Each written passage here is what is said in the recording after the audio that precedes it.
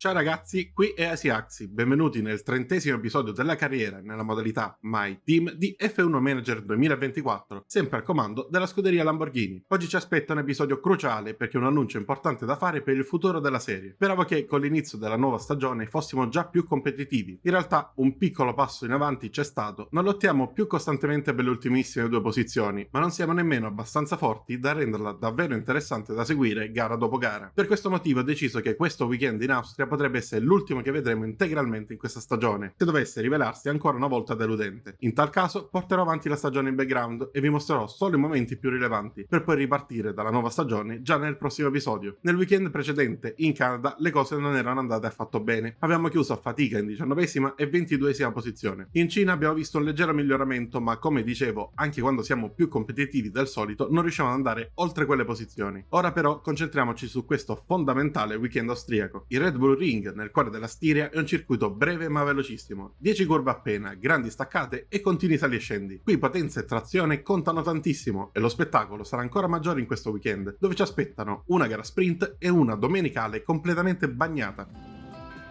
Benvenuti nello splendido scenario dell'Austria. Che il weekend abbia inizio. Durante le prove libere abbiamo assistito all'esordio in Formula 1 di un pilota affiliato alla Visa Cash ed è stato un disastro. Non solo ha danneggiato la sua vettura, ma ha colpito anche una Saber, sbagliando completamente il punto di frenata e finendo dritto sul lato verde fluo davanti a lui. Spostiamoci ora sull'onboard di Giovinazzi per il miglior tentativo nelle qualifiche della sprint. Il giro non è stato malvagio, ma sappiamo quanto soffriamo sui rettilinei, anche con il DRS spalancato. Alla fine dobbiamo accontentarci della 17ª e 19ª posizione. In Q3 trionfa Alonso che conquista la pole position, precedendo il compagno di circa 60 millesimi. Dietro alle due Red Bull si piazza Piastri, mentre Norris non raggiunge nemmeno il Q3 e domani scatterà poco davanti a noi. Spazio ora all'intro della gara, poi ci risentiamo tra pochissimo con la mini strategia. Siamo tornati ed è tutto pronto per rientrare in pista, con i piloti che si preparano alla sprint. Ora c'è la prima montagna da scalare per i piloti, pronti per la sprint dell'Austria. Per questi 24 giri di gara sprint opteremo per le gomme medie. Le soft non ci avrebbero portato lontano, mentre le hard non sono competitive. Questo compromesso potrebbe pagare. Qui in Austria è tutto pronto per la sprint.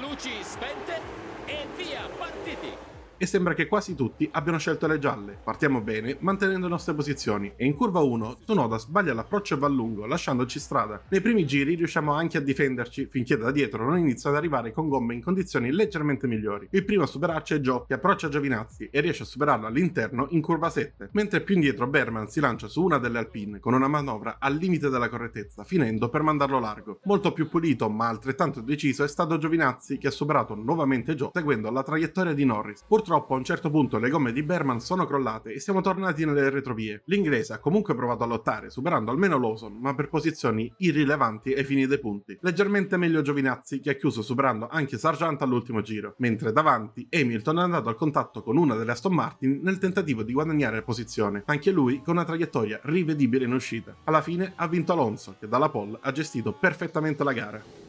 Fernando Alonso, impeccabile come sempre. Una prestazione magnifica. Ottimo lavoro. Noi, invece, abbiamo chiuso in 19ª e 21ª posizione, e se il buongiorno si vede dal mattino, non sarà affatto un weekend semplice. Oggi abbiamo assistito a una competizione serrata e questa sprint ha lasciato diversi piloti a bocca asciutta. Le prime posizioni sono rimaste invariate, ma già dal terzo posto in giù ci sono stati diversi sorpassi e continui cambi di posizione. Ocon ha chiuso sul podio dopo aver recuperato ben 8 posizioni rispetto alla partenza. Norris è riuscito a entrare in zona punti, mentre il suo compagno è sparito dalla top 10, perdendo così 8 punti importanti nel confronto diretto in campionato. Cerchiamo ora di raddrizzare il weekend con le qualifiche per la gara di domenica. Pronti per le qualifiche e vediamo chi riuscirà a farsi valere in griglia. Siamo a bordo del lato di Giovinazzi, pronti al nostro ultimo tentativo in Q1. Seguiremo tutto il giro prendendo come riferimento Leclerc.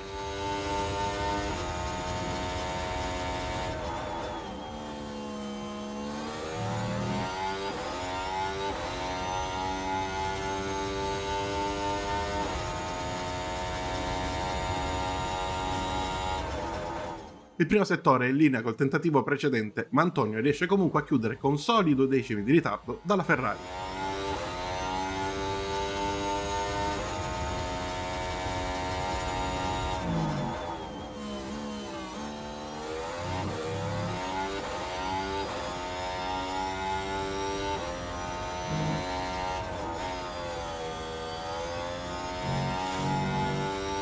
Secondo settore in verde per entrambi i nostri piloti, praticamente incollati al millesimo, anche se il distacco da Leclerc sale a 6 decimi.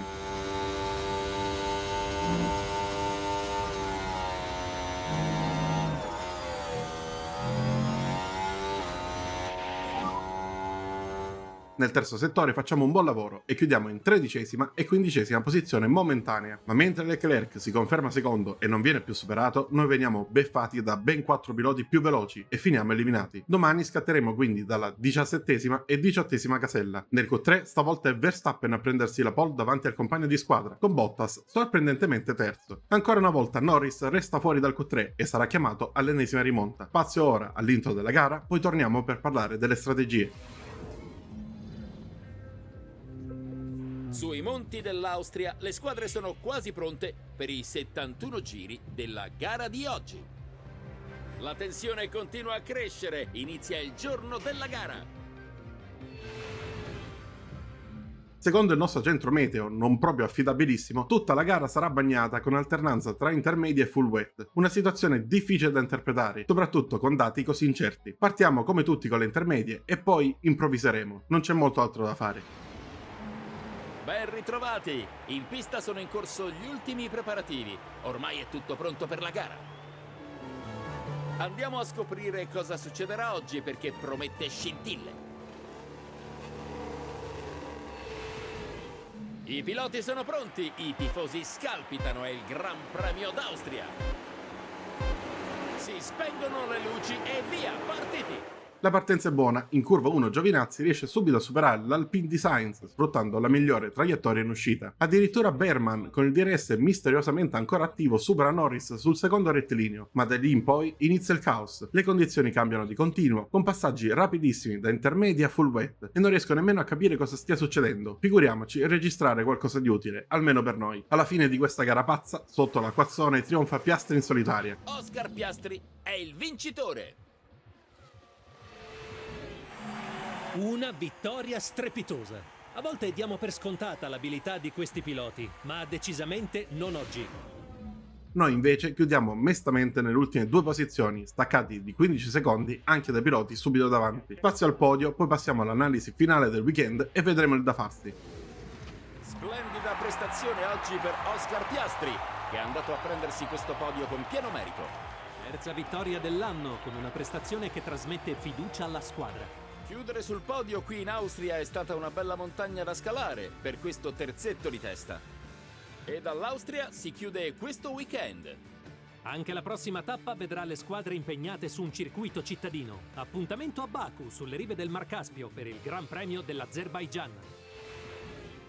Piastri vince davanti alle 2 Red Bull, mentre le Ferrari continuano a faticare. Solo 5 punti portati a casa, con addirittura una Sauber che si è inserita tra le 2 rosse. Alonso invece perde solo un punto in classifica rispetto al rivale, mentre Norris, complice un weekend da dimenticare, scivola a meno 40 dal terzo posto. La Red Bull prosegue la sua fuga solitaria, mentre Ferrari deve ora guardarsi alle spalle. L'avvisa che Sharp è un solo punto di distanza e minaccia il quarto posto costruttori. Per quanto ci riguarda invece non ci sono stati segnali di ripresa, nemmeno la pioggia né una gara completamente folle sono riusciti a smuovere le acque. Per questo saltiamo direttamente al nostro ultimo giro di qualifica con questa vettura, un progetto che, pur essendo stato dignitoso, non ha portato i risultati sperati. Ed eccoci a Yas Marina nel 24esimo appuntamento stagionale. A bordo con Giovinazzi seguiamo l'unico tentativo in Q1. Approfitterò di questo minuto e mezzo per riassumervi le 12 gare che non avete visto e tutto ciò che è successo nel frattempo. La stagione è proseguita su ritmi simili a quelli iniziali, piazzamenti tra la 16esima e la 22esima posizione. In 2 weekend diversi i nostri piloti sono stati coinvolti in incidenti, uno a testa che hanno rallentato anche lo sviluppo. L'unica scintilla in un campionato altrimenti spento è stata la gara di casa a Monza, chiusa in 12ª e 14ª posizione, non lontani dal 10° posto della Ferrari, ma subito dopo siamo tornati nei ranghi, quelli della parte medio-bassa della classifica. Fin da subito abbiamo deciso di fermare gli sviluppi sul lato 2024 e iniziare a concentrarci sulla vettura della prossima stagione. E alla fine, chi ha vinto il campionato? Ad un certo punto Piastri ha letteralmente cambiato passo, complice qualche weekend sottotono di Alonso che invece è scivolato fino al 3° posto e ha perso il titolo, che invece è andato ad Oscar Piastri, che diventa campione del mondo per la prima volta in carriera. Complimenti a lui. Complimenti anche alla Red Bull, che conquista ancora una volta il titolo costruttori con un margine di 110 punti sulla McLaren. Ferrari chiude in calo perdendo anche il 4° posto a favore della Visa Cash Up. Gigantesca delusione per la Mercedes, che raccoglie appena 10 punti e rischia addirittura di perdere l'8° posto insidiata da un Alpine in netta ripresa. Solo 2 squadre restano a secco, noi e la Williams, ma noi almeno abbiamo dimostrato di poter crescere e con il nuovo regolamento del 2026 più tutte le ricerche che abbiamo accumulato potremmo finalmente costruire una vettura davvero competitiva, magari per toccare una volta per tutte la zona punti. Ma se ne parlerà dal prossimo episodio, perché per oggi è tutto. Spero che il video, anche se diverso, vi sia piaciuto e se così fosse lasciate like per portarci fortuna ed iscrivetevi per tanti nuovi contenuti. Noi ci vediamo nel prossimo video. Ciao ragazzi!